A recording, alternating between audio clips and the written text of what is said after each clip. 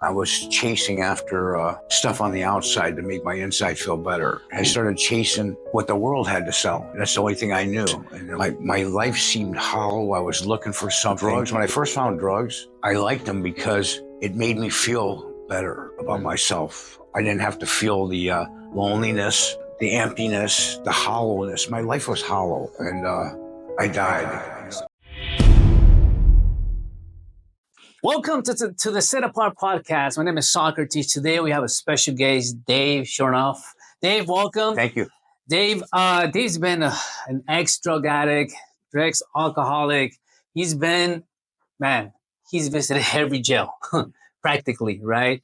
He's had a tough life, and today we're going to hear more about his life, about how God changed his life. Originally from New York, moved to Seattle, came to Irvine, and that's when everything started changing. Who would have known, here in Irvine, California? So Dave, thank you for joining us today. Thank you. Thanks for having me. Yes. All right, and your grandfather, if I'm not mistaken, great-grandfather from Russia. Yeah. All right. I like your last name, man. Yeah, thank you. I like your last name. Welcome. So previously I was talking to Dave. He was telling me a little bit about his testimony, where God took him, and you mentioned the number 90 times. Yeah. 90 times, man. And we'll talk about that 90 times. What happened right within those 90 times. So welcome, and thank you for coming here, accepting the invitation. I'm one of those persons that I'm a firm believer that God has that you have a story, and God has been involved within that story. If you stop right now, if you look back and you analyze your life, Dave, you will always see God's hand there. Right. You will always see God's presence in your life, whether you were doing something good or something bad. When God chooses you, you will always see God's hand. And I know that you have not analyzed your life, and you've come back and say, wow, God's been involved in my life, right? So tell me, who was Dave before knowing Christ? Dave I was a shy kid. There seemed to be something missing right in the beginning. I was chasing after stuff on the outside to make my inside feel better, and I couldn't find anything that. I found stuff that worked temporary, whether it be money, women, gambling. In the beginning was sports when I was doing good, but I started chasing what the world had to sell, because that's the only thing I knew. And the world promotes sin, sells sin. And when I was in the flesh without God, I was buying into all of it. And I got lost, and I started doing illegal stuff.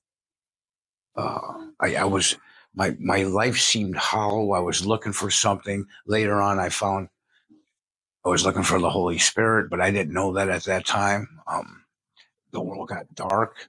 I've been arrested 90 times in Orange County alone. 90 times. Yeah. Been extradited around the country. Flew into federal prison in Oklahoma City, the reception center.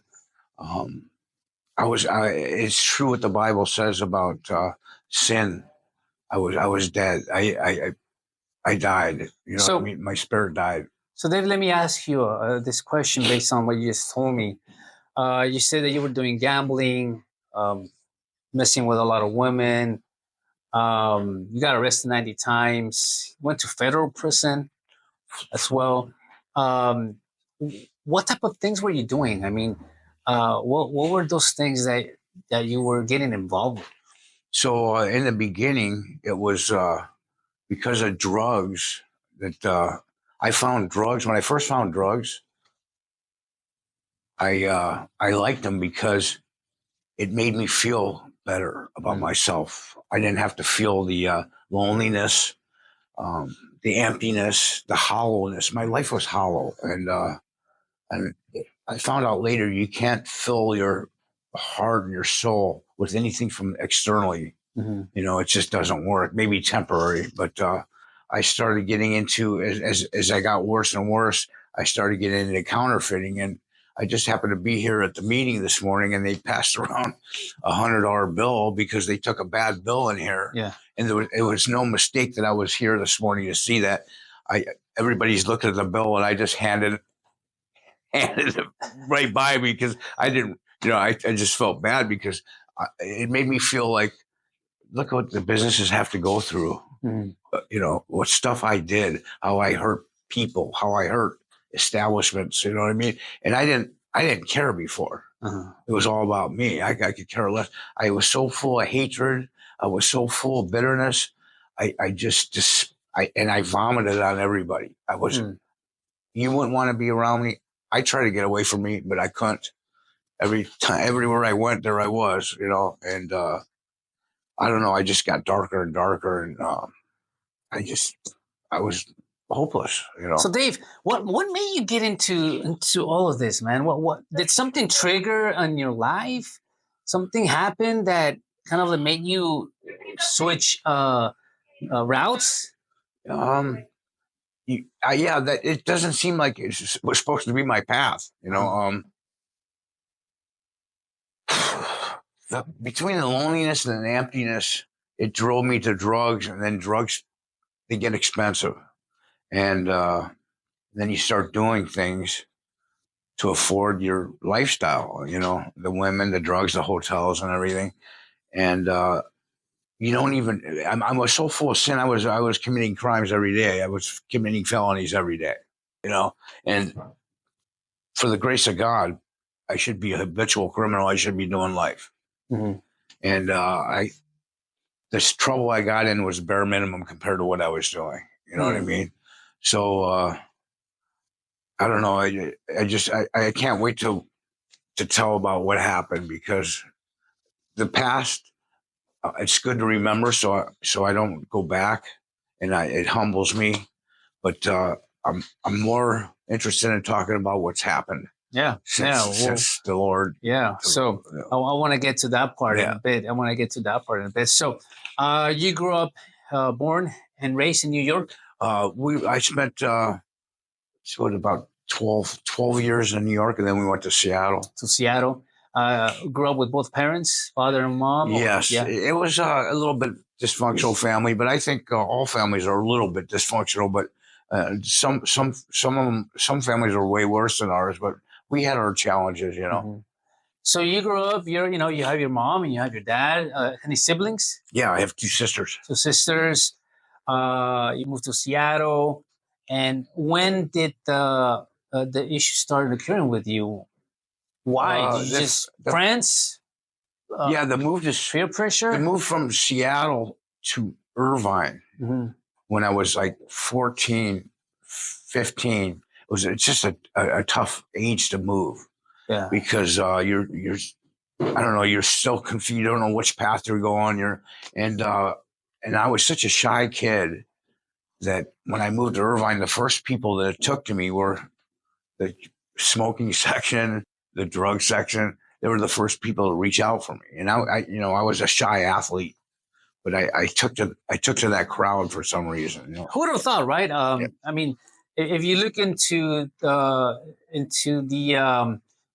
news or journalism or stuff like that, I've heard that Irvine has been one of the safest cities in the United States overall, right? And who would have known? You come to Irvine, your parents might have thought like, oh, Irvine's a nice city to come and grow, have our kids grow up. And who would have known? You go into Irvine and there we go. Yeah. The kids, the drugs take you in, and that just...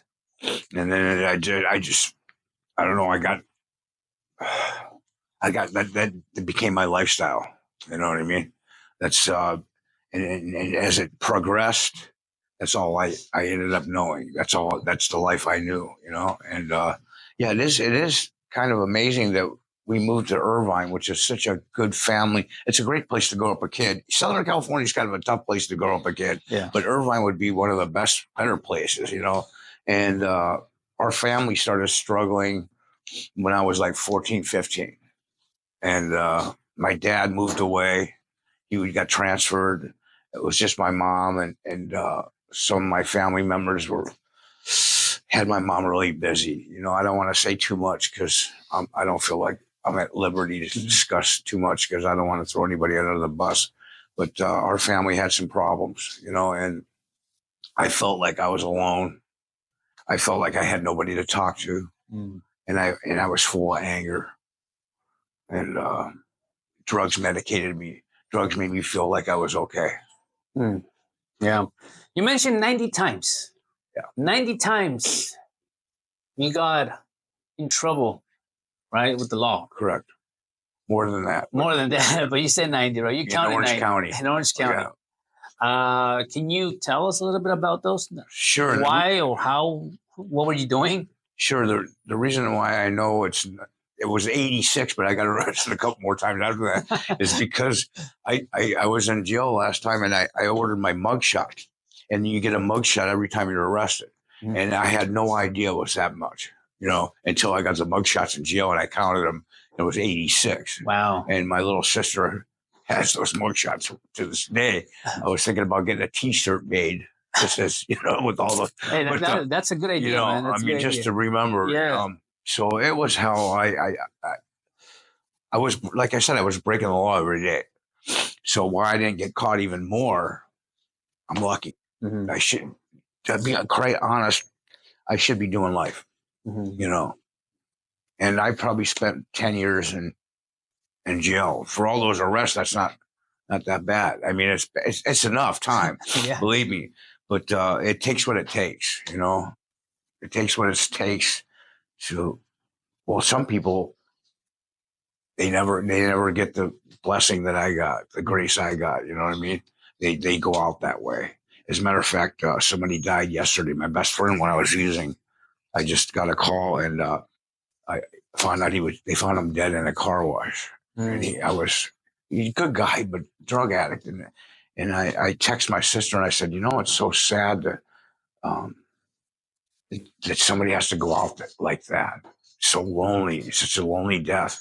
And that's one thing I promised my parents in hospice, that I would do a program that I wouldn't go out like I was, and that scared me to go out like I was.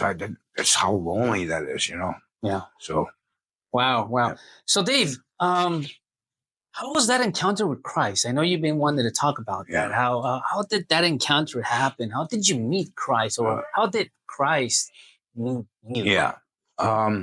It was gradual, and I always felt like God had his hands on me. You know what I mean? I always felt in my soul that he had his hands on me. But I had a relationship with him that was external. And I didn't understand. I know I would hear in church all the time, okay, get Baptist. You got a new life now. You're reborn. They pat you on the back and they say you're good. And I said to myself, well, if he saved me, I'm still the same person, right? I couldn't understand. And that's what I feel that it wasn't expressed enough in the churches that I grew up in, how to get there.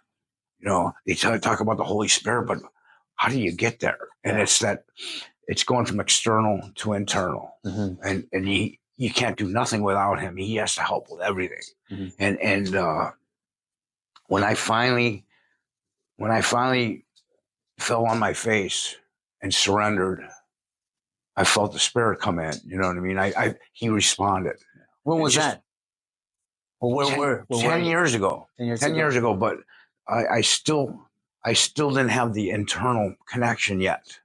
It wasn't the full surrender. He hadn't. It's like he accepted my surrender, and it was something that the pastor Rich told me here. He said it's got to be different this time, Dave. He says we have to surrender the most important thing in your life, and it was pickleball. This is like 6 months ago. I've been sober for like 6 months. And I fought with him a little bit. I go, why would I have to surrender pickleball? It's my best thing I got going in my life. You know what I mean? Well, what are you talking about? Why should I surrender that?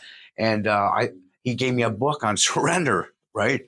And I read it that night, and I understood. He's got to be the most important thing. You know what I mean?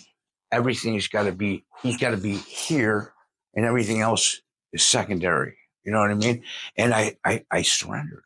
I came back the next morning. I said, I surrendered. And it wasn't even that hard. God helped me. God helps you with everything. Everything comes from God, I found out. So everything's got to be for him, you know? I'll get into that in a second. My feelings about God, it's just incredible. I mean, but once I made that surrender, it made sense. And that day on, he became the most important thing in my life. So what are you doing? Nothing's been the same. So what are you doing now for Christ, Dave? Or what are you doing? Well, how is your life now compared to your old life? Well, he gave me freedom. He gave me peace. I'm forever in debt.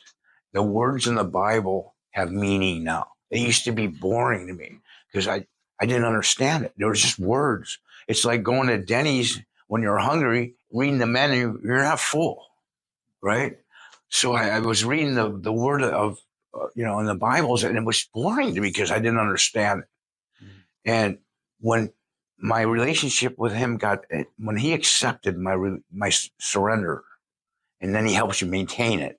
I mean, he does everything. I can't do anything without him. And I'm glad that I realized that, because people, I feel like people, let's talk about me, because we are talking about me. I was growing up thinking I was way more important than I was. I was way more smarter than I was, that I was way better than I was. And we have this sinful nature that we're born with. It doesn't go away unless God takes it away.